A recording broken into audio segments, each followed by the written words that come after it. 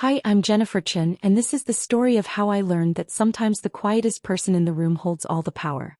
For 15 years, I worked behind the scenes at Chin Global Solutions, the technology company my brother Michael and I inherited from our father. While Michael became the charismatic face of the company, I quietly built our empire from the shadows. But sometimes it's only in the shadows that you see people's true colors. I still remember when it all began. Back when our company was nothing more than a small IT consulting firm operating out of a converted warehouse in Silicon Valley. Dad had built it from scratch, teaching himself coding while working 3 jobs to support us after we immigrated from Taiwan. Michael was always the golden child, charming, outgoing, destined for greatness. I was the quiet one, the girl who spent weekends learning to code instead of going to parties. When Dad passed away 5 years ago, he left us equal shares of the company. "Take care of each other," he said in his final days. "Together you can build something extraordinary."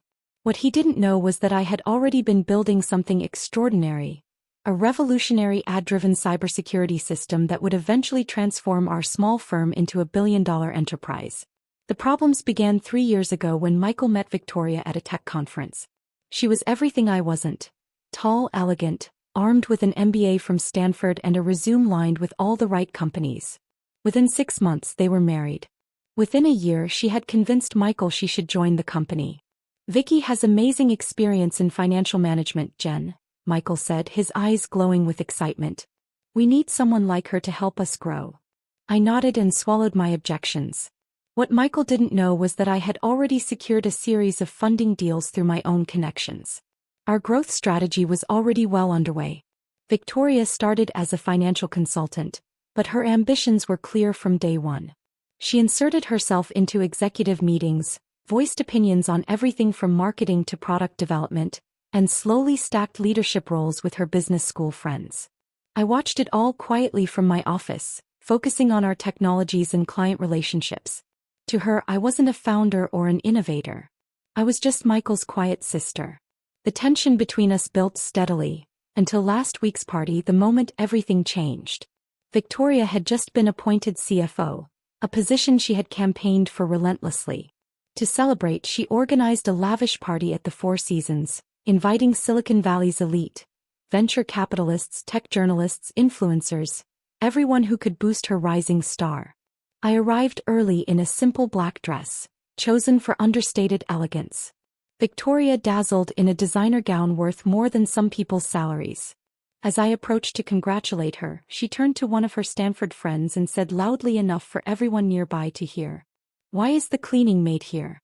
This is an executive party." The room didn't fall silent. Silicon Valley parties never do, but I felt the ripple of awkward glances. Michael stood nearby, clearly uncomfortable, but said nothing. His silence cut deeper than her words. Victoria smirked. "Oh, I'm sorry. I forgot you're Michael's sister. It's just that you're always hiding in that back office. I hardly ever see you at important company functions." She laughed lightly. "Though I suppose someone has to handle the technical details." I stood there, absorbing every condescending word. Years of being underestimated, dismissed, and pushed aside crystallized into one sharp moment. But I didn't cry. I didn't lash out. I smiled, raised my champagne glass, and said, "Congratulations on your new position, Victoria. I'm sure tomorrow will be quite interesting." She barely acknowledged me, already turning back to her admirers. Michael caught my eye, but I shook my head and slipped out early. I had work to do. That night in my home office, I opened my laptop and pulled out documents I'd hoped never to use. The truth was, Victoria had never bothered to study the company's ownership structure. 3 years ago, when we needed capital, Michael sold me 17% of his shares to avoid outside investors. He was so eager to impress Victoria that he signed the papers without reading the fine print.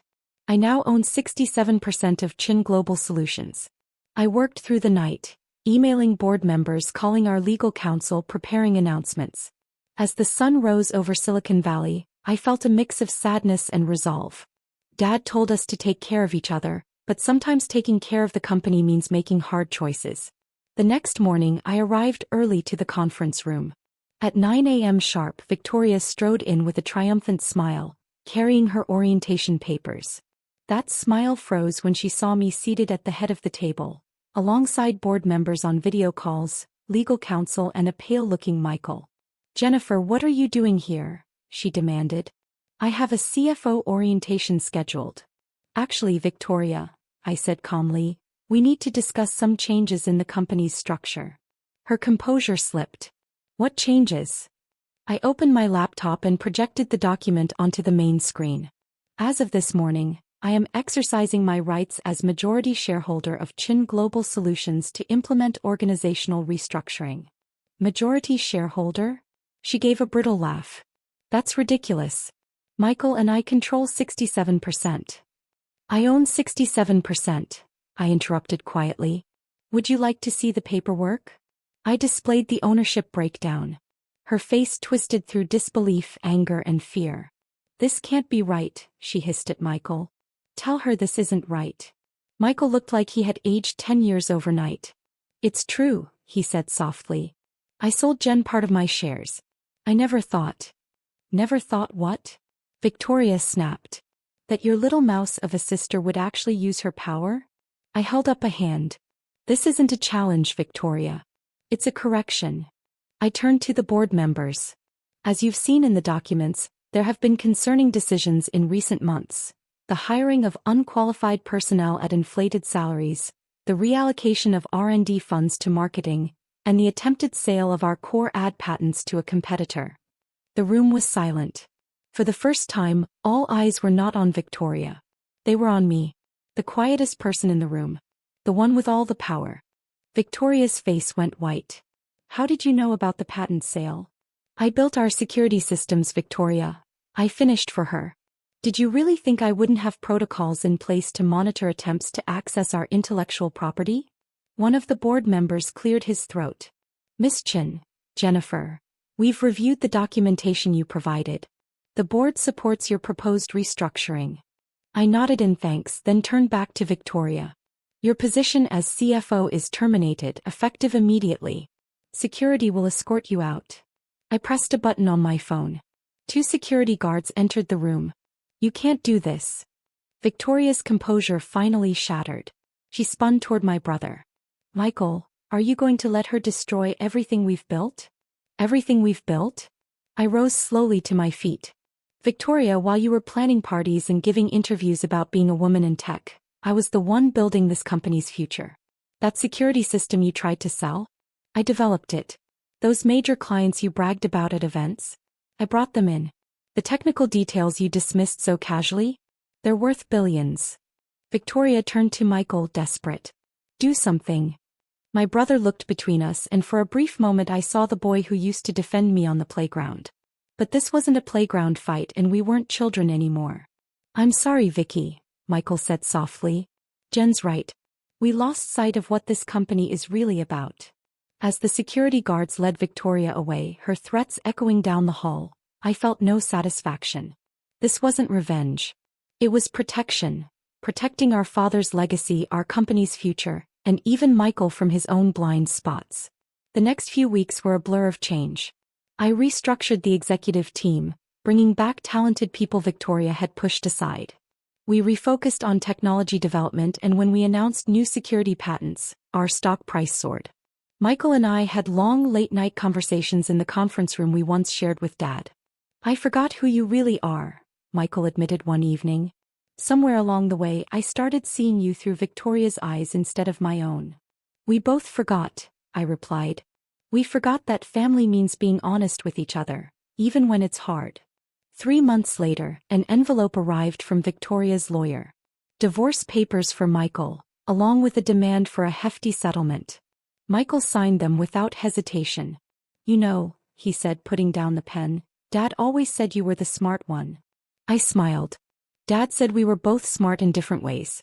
He was right, we just had to remember how to work together. A year has passed since the night Victoria mocked me as the cleaning maid. Chin Global Solutions has tripled in value. Our security system is becoming the industry standard. Michael and I have found our rhythm again. He handles public relations while I drive innovation. Last week I delivered the keynote at a major tech conference. Standing at the podium looking out at a sea of faces, I thought about all the quiet people.